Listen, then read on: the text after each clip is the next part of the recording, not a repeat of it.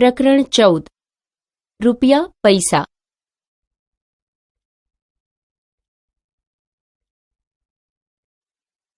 પ્રસ્તાવના. જશ કહે છે, મેં ઘણા બધા સિક્કા ભેગા કર્યા છે, પણ મારી પાસે પાકીટ નથી. જશનો મિત્ર કહે છે, ચાલો પૈસા માટેનું પાકીટ બનાવીએ. ચાલો આપણે આ રીતે પાકીટ બનાવીએ. એક કાગળ લઈને તેને બરાબર વચ્ચેથી વાળો. બંને ખૂણાઓ અ અને બ ને એવી રીતે વાળો કે જેથી તે બિંદુઓવાળી રેખા પર ભેગા થાય. હવે કાગળ આ મુજબ દેખાશે. હવે કાગળના ટોચના ભાગને પાછળ તરફ આ રીતે વાળો, જેથી કાગળની પાછળનો ભાગ આ રીતે દેખાય અને આગળનો ભાગ આ મુજબ દેખાય.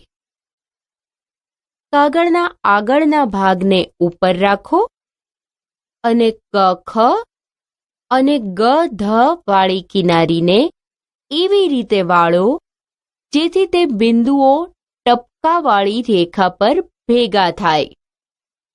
તે આ મુજબ દેખાશે. હવે ટોચના ભાગને ટપકાવાળી રેખા સહિત વાળો કે જેથી તેનું ચિત્ર આ મુજબ દેખાય. પાછળની પટ્ટીને નીચે તરફ વાળો અને તમારું પૈસાનું પાકીટ તૈયાર. મહાવરો.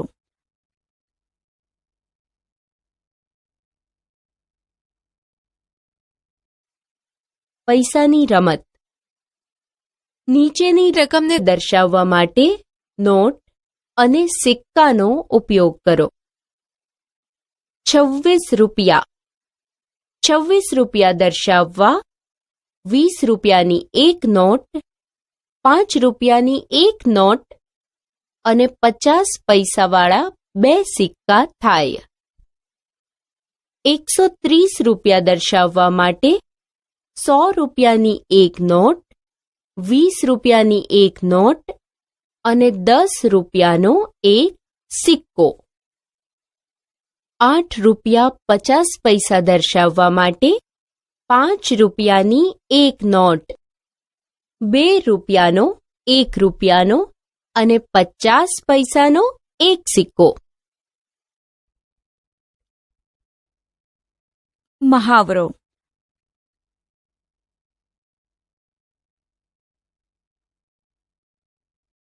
નોટ અને સિક્કા દ્વારા દર્શાવેલી રકમ લખો.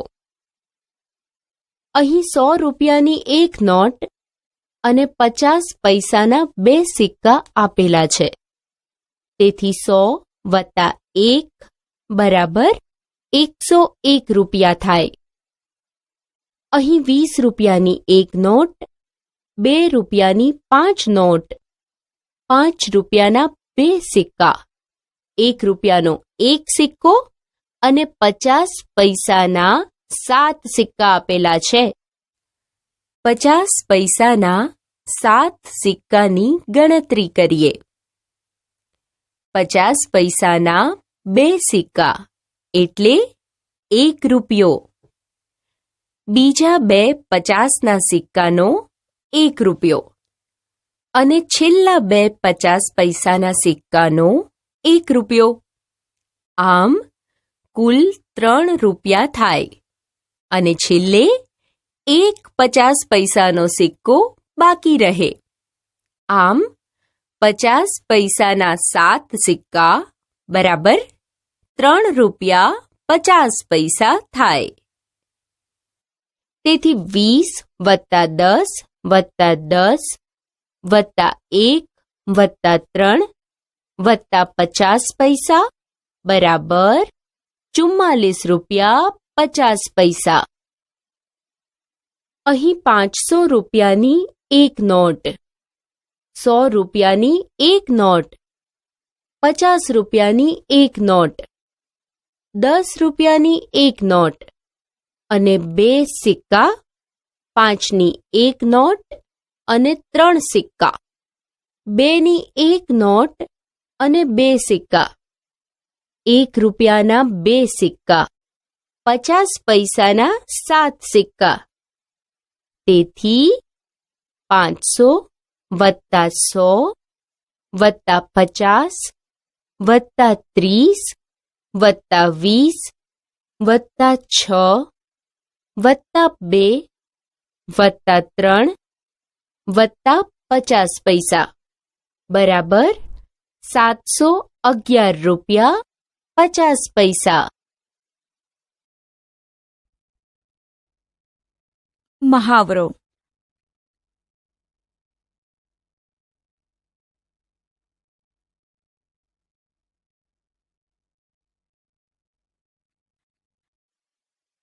ખરીદી. અહીં એક દુકાન બતાવેલ છે. આ દુકાનમાં વેચાતી દરેક વસ્તુની સામે તેની કિંમત લખી છે. આ ચિત્રની મદદથી મૌખિક રીતે ગણતરી કરીને કિંમત શોધો. એક નોટબુક અને 2 પેન્સિલના ખાલી જગ્યા રૂપિયા થાય. એક નોટબુકના 5 રૂપિયા અને એક પેન્સિલના 2.50 રૂપિયા. તેથી 2 પેન્સિલના 5 રૂપિયા થાય. હવે 5 અને 5નો સરવાળો કરતા 10 રૂપિયા મળે. આમ એક નોટબુક અને 2 પેન્સિલના 10 રૂપિયા થાય. એક ઢીંગલી અને એક દડાના ખાલી જગ્યા રૂપિયા થાય. એક ઢીંગલીના 8 રૂપિયા અને એક દડાના 7 રૂપિયા થાય. તેથી 8 વત્તા 7 બરાબર 15 રૂપિયા થાય. આમ એક ઢીંગલી અને એક દડાના 15 રૂપિયા થાય. મહાવરો.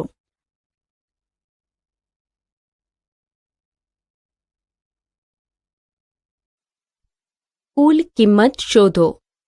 એક જીરાફ, એક નોટબુક અને એક પ્યાલા લીંબુ શરબતની કિંમત ખાલી જગ્યા રૂપિયા થાય. જીરાફની કિંમત 6 રૂપિયા 50 પૈસા, નોટબુકની કિંમત 5 રૂપિયા અને લીંબુના એક પ્યાલા શરબતની કિંમત 3 રૂપિયા છે. 6 રૂપિયા 50 પૈસા, 5 રૂપિયા અને 3 રૂપિયાનો સરવાળો 14 રૂપિયા 50 પૈસા મળે. આમ એક જીરાફ, એક નોટબુક અને એક પ્યાલા લીંબુ શરબતની કુલ કિંમત 14 રૂપિયા 50 પૈસા થાય. એક નોટબુક, 2 પેન્સિલ અને 2 રબરની કિંમત ખાલી જગ્યા રૂપિયા થાય. એક નોટબુકની કિંમત 5 રૂપિયા, 2 પેન્સિલની કિંમત 5 રૂપિયા અને 2 રબરની કિંમત 2 રૂપિયા છે. 5 રૂપિયા, 5 રૂપિયા અને 2 રૂપિયાનો સરવાળો કરતા 12 રૂપિયા મળે. આમ એક નોટબુક, 2 પેન્સિલ અને 2 રબરની કિંમત 12 રૂપિયા થાય. મહાવરો.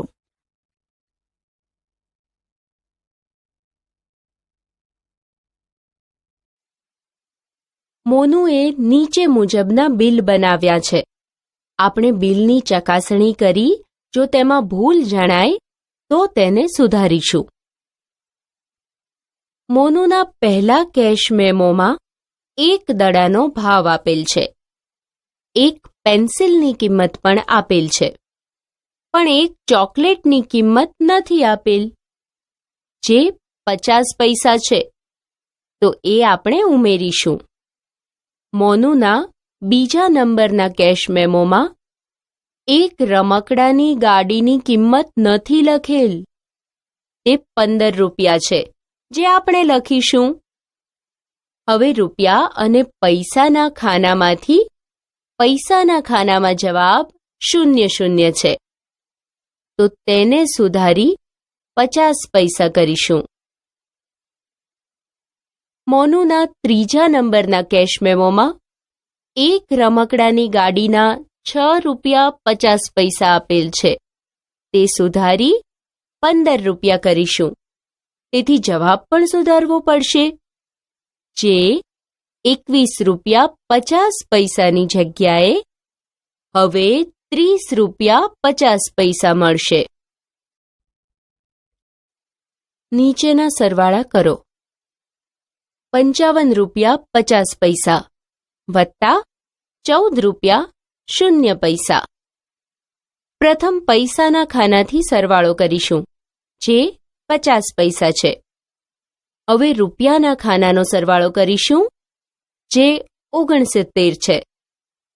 આમ 55 રૂપિયા 50 પૈસા અને 14 રૂપિયા 0 પૈસાનો સરવાળો કરતા 69 રૂપિયા 50 પૈસા મળે. મહાવરો.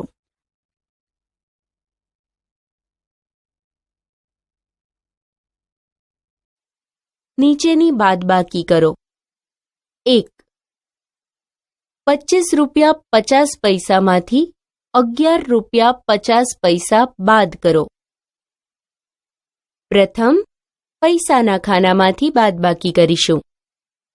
50માંથી 50 બાદ કરતા 0 પૈસા મળે.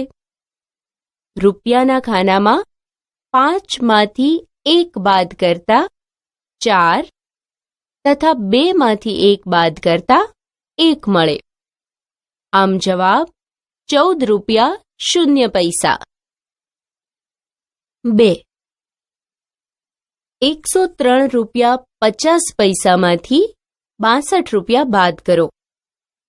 પ્રથમ પૈસાના ખાનામાંથી બાદબાકી કરીશું. 50માંથી 0 બાદ કરતા 50 પૈસા મળે. હવે રૂપિયાના ખાનામાંથી 3માંથી 2 બાદ કરતા 1 મળે અને 0માંથી 6 ના જાય. તેથી 1ની જગ્યાએ 0 લખીશું અને 0ની જગ્યાએ 10 થશે. હવે 10માંથી 6 બાદ કરતા 4 મળે. આમ જવાબ 41 રૂપિયા 50 પૈસા. મહાવરો.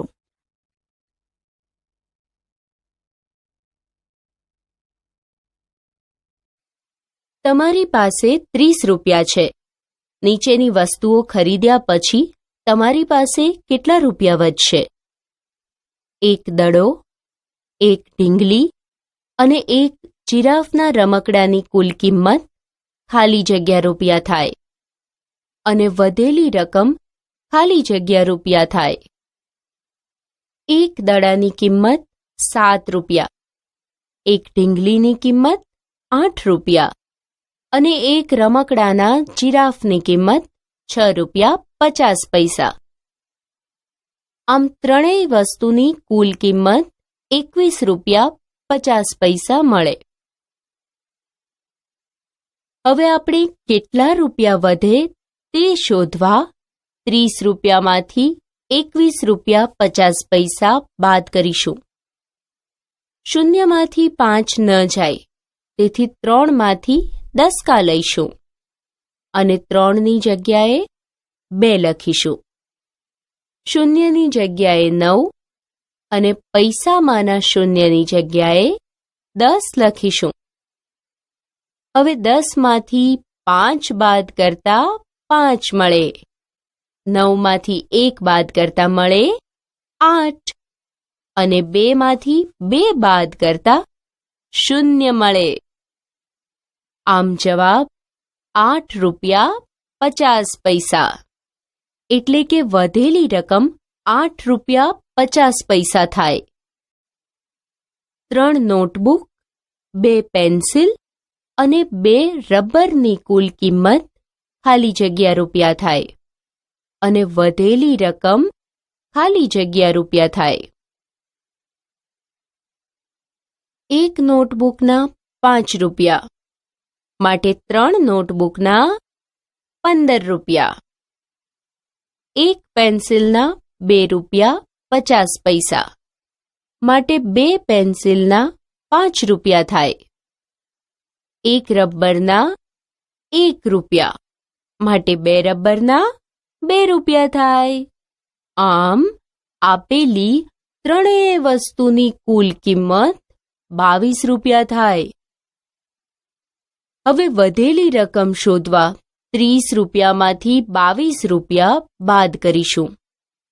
શૂન્યમાંથી 2 બાદ ન થાય, તેથી 3ની જગ્યાએ 2 કરીશું અને શૂન્યની જગ્યાએ 10 લખીશું. 10માંથી 2 બાદ કરતા 8 મળે અને 2માંથી 2 બાદ કરતા 0 મળે. આમ વધેલી રકમ 8 રૂપિયા થાય. મહાવરો.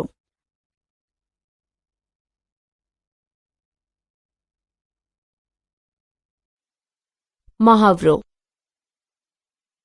1. હરિએ 62.50 રૂપિયાની રેલવે ટિકિટ બુક કરાવી. તેણે 100 રૂપિયાની એક નોટ આપી. તેને ટિકિટ સાથે કેટલા રૂપિયા પાછા મળશે? હરિએ 62 રૂપિયા 50 પૈસાની રેલવે ટિકિટ બુક કરાવી છે. તેણે 100 રૂપિયાની નોટ આપી. આથી કેટલા રૂપિયા પાછા મળશે તે શોધવા બાદબાકી કરીશું. 100 રૂપિયામાંથી 62 રૂપિયા 50 પૈસા બાદ કરીશું. રૂપિયા અને પૈસાના ખાનામાં 100 અને 62 રૂપિયા 50 પૈસાને આ રીતે લખીશું. શૂન્યમાંથી 5 ન જાય, તેથી 1ની જગ્યાએ 0 લખીશું. પ્રથમ શૂન્ય પર 9, બીજા શૂન્ય પર પણ 9 અને ત્રીજા શૂન્ય એટલે કે પૈસાના ખાનામાં પહેલા શૂન્ય પર 10 લખીશું. હવે બાદ કરીએ. 10માંથી 5 બાદ કરતા 5 મળે. 9માંથી 2 બાદ કરતા 7 મળે અને 9માંથી 6 બાદ કરતા 3 મળે. આમ જવાબ 37 રૂપિયા 50 પૈસા. આમ હરીને ટિકિટ સાથે 37 રૂપિયા 50 પૈસા પાછા મળશે. 2. ગીતા અને તેના મિત્રો ખરીદી કરવા ગયા. તેણે 58 રૂપિયા, 37 રૂપિયા અને 22 રૂપિયાની વસ્તુઓ ખરીદી. ગીતા પાસે 100 રૂપિયાની એક નોટ હતી. બિલની રકમ ચૂકવવા માટે તેણે તેના મિત્રો પાસેથી કેટલી રકમ ઉછીની લેવી પડશે? 58, 37 અને 22નો સરવાળો કરતા 117 મળે. આમ ગીતાએ 117 રૂપિયાની ખરીદી કરી, પણ તેની પાસે ફક્ત 100 રૂપિયા છે. એટલે આપણે 117માંથી 100 રૂપિયાની બાદબાકી કરીશું. 117માંથી 100 બાદ કરતા 17 મળે. આમ ગીતાએ તેના મિત્રો પાસેથી 17 રૂપિયા ઉછીના લીધા હશે. સમાચાર. મુંબઈ સમાચાર. કારખાનામાંથી બાળકોને મુક્ત કરાવ્યા.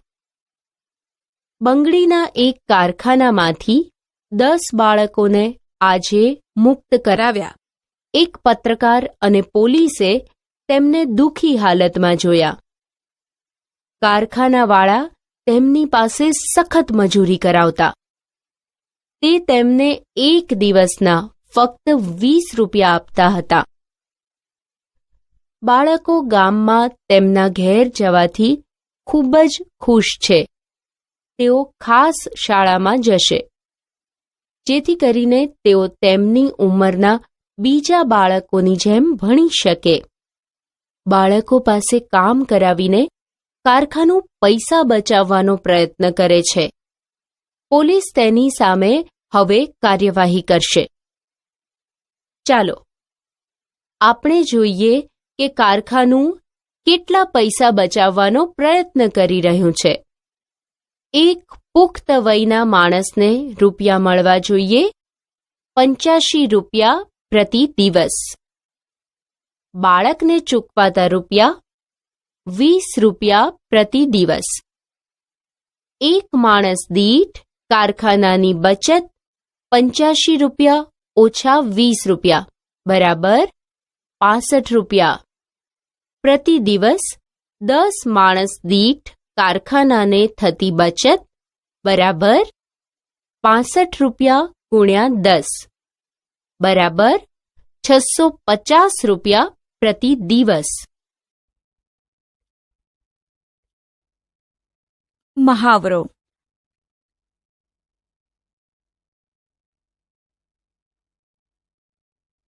રેલવેની મુસાફરી. આ રેલવે ન્યૂ જલપાઈગુડીથી ગુવાહાટી જાય છે. રસ્તામાં જુદા જુદા રેલવે સ્ટેશન સુધીની ટિકિટની કિંમત કોઠામાં આપેલી છે. કોઠામાં 3 ખાના આપેલ છે. પહેલા ખાનામાં ન્યૂ જલપાઈગુડીથી અંતર કિલોમીટરમાં. બીજા ખાનામાં ન્યૂ જલપાઈગુડીથી ગુવાહાટીની વચ્ચે જ્યાં રેલવે ઊભી રહે છે તે સ્ટેશનના નામ. અને ત્રીજા ખાનામાં ટિકિટનો દર ભાડું રૂપિયામાં આપેલ છે. અંતર શોધો. 1. ન્યૂ માલથી ગુવાહાટી વચ્ચેનું અંતર. અહીં રેલવે ન્યૂ જલપાઈગુડીથી ઉપડે છે, જ્યારે ન્યૂ માલથી અંતર શોધવાનું છે. આથી ન્યૂ જલપાઈગુડી અને ન્યૂ માલ વચ્ચેનું અંતર જે 57 કિલોમીટર છે તેને ન્યૂ જલપાઈગુડીથી ગુવાહાટી વચ્ચેના અંતર 495 કિલોમીટરમાંથી બાદ કરવું પડે, જેથી આપણને ન્યૂ માલથી ગુવાહાટી વચ્ચેનું અંતર મળે. ન્યૂ માલથી ગુવાહાટી વચ્ચેનું અંતર શોધવા 495 કિલોમીટરમાંથી 57 કિલોમીટર બાદ કરવા પડે. ચાલો બાદબાકી કરીએ. 5માંથી 7 ન જાય, તેથી 9ની જગ્યાએ 8 લખીશું અને 5 એ 15 થશે. હવે 15માંથી 7 બાદ કરતા 8 મળે, જેને 7ની નીચે મૂકીશું. 8માંથી 5 બાદ કરતા 3 મળે, જેને 5ની નીચે મૂકીશું. 4ને સીધા નીચે મૂકીશું. તેથી જવાબ 438 કિલોમીટર. આમ ન્યૂ માલથી ગુવાહાટી વચ્ચેનું અંતર 438 કિલોમીટર થાય. 2. અલીપુરદ્વારથી ગુવાહાટી વચ્ચેનું અંતર. અલીપુરદ્વારથી ગુવાહાટી વચ્ચેનું અંતર શોધવા 495 કિલોમીટરમાંથી 175 કિલોમીટર બાદ કરીશું. 5માંથી 5 બાદ કરતા 0 મળે. 9માંથી 7 બાદ કરતા 2 મળે અને 4માંથી 1 બાદ કરતા 3 મળે, જેથી જવાબ 320 કિલોમીટર મળે. અલીપુરદ્વારથી ગુવાહાટી વચ્ચેનું અંતર 320 કિલોમીટર થાય. 3. ગોલપરાથી ગુવાહાટી વચ્ચેનું અંતર.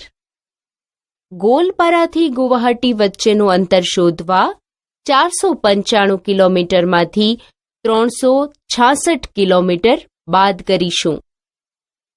5માંથી 6 ન જાય, તેથી તેના આગળનો અંક 9ની જગ્યાએ 8 લખીશું, જેથી 5 એ થશે 15. હવે 15માંથી 6 બાદ કરતા 9 મળે.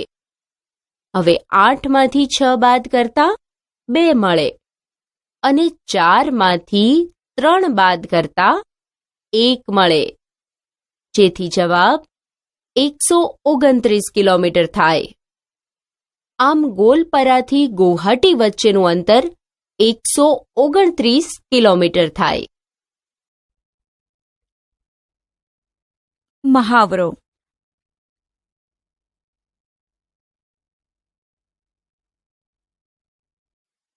ટિકિટની કિંમત શોધો. 1. ભૂપેન ન્યૂ જલપાઈગુડીથી અલીપુરદ્વાર જાય છે, તો ટિકિટ ભાડું કેટલું થશે? ન્યૂ જલપાઈગુડીથી અલીપુરદ્વાર સુધીનું ભાડું 28 રૂપિયા છે, તેથી ભૂપેનનું ટિકિટ ભાડું 28 રૂપિયા થશે. ડેબુ, સીમા અને ગોવિંદ ન્યૂ જલપાઈગુડીથી ન્યૂ માલ જાય છે. તેમને 3 ટિકિટના કેટલા રૂપિયા ચૂકવવા પડશે? તેઓએ 50 રૂપિયાની એક નોટ ટિકિટ માટે આપી, તેથી તેઓને કેટલા રૂપિયા પાછા મળશે? ન્યૂ જલપાઈગુડીથી ન્યૂ માલ સુધીનું ભાડું 12 રૂપિયા 50 પૈસા છે. તેમણે 3 ટિકિટ ખરીદવાની છે, જેથી 12 રૂપિયા 50 પૈસાને 3 વડે ગુણતા 37 રૂપિયા 50 પૈસા મળે. આમ તેઓની 3 ટિકિટના 37 રૂપિયા 50 પૈસા થાય. તેઓએ 50 રૂપિયાની એક નોટ આપી છે, તેથી બાકીના પૈસા મેળવવા 50માંથી 37 રૂપિયા 50 પૈસા બાદ કરતા 12 રૂપિયા 50 પૈસા મળે. આમ તેઓને 12 રૂપિયા 50 પૈસા પાછા મળશે.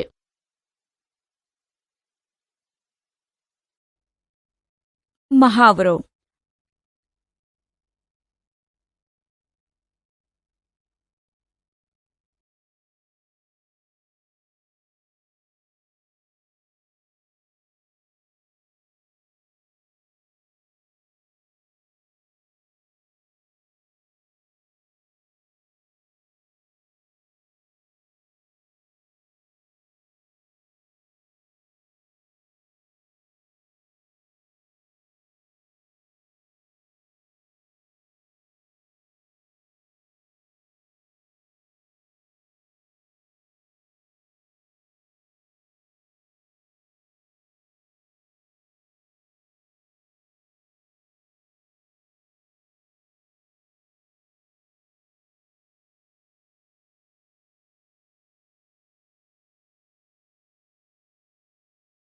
આપણે શું શીખ્યા? વ્યવહારમાં વપરાતા રૂપિયા પૈસાના સિક્કાની સમજણ મેળવી. નોટ અને સિક્કા દ્વારા બનતી રકમ શોધતા શીખ્યા. વસ્તુઓની ખરીદીના ઉદાહરણો દ્વારા રૂપિયા પૈસાની વ્યાવહારિક સમજ મેળવી.